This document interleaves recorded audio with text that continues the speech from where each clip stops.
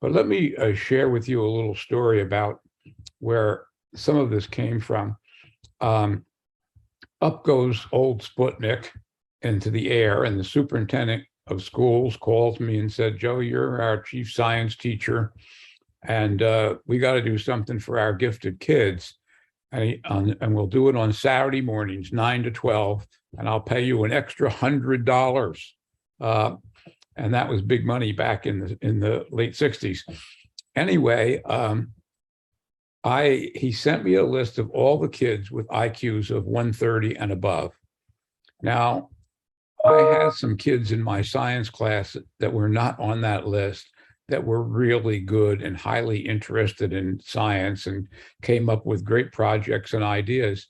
So I started sneaking my under 130 kids into my Saturday morning class. And guess what?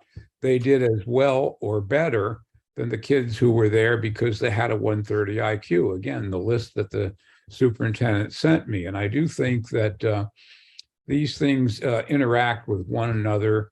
Having a good idea, almost in many cases, if you're going to carry through in that idea, the task commitment circle has to come alive. You've had great ideas for inventions. Let me see your patents,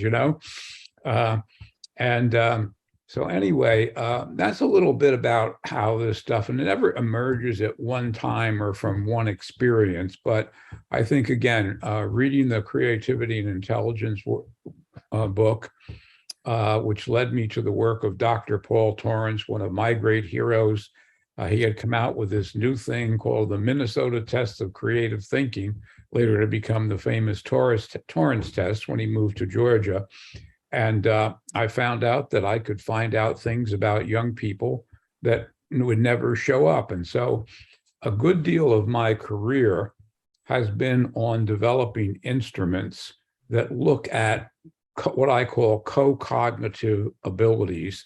They contribute to your regular standard learning ability. And in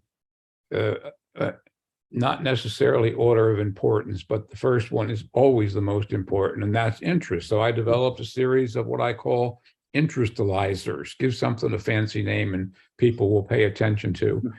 My favorite quote is, "To name something is to change the world." And then I added learning styles. Not everybody learns the same way. And then something that has really become more important to me in recent years is expression styles.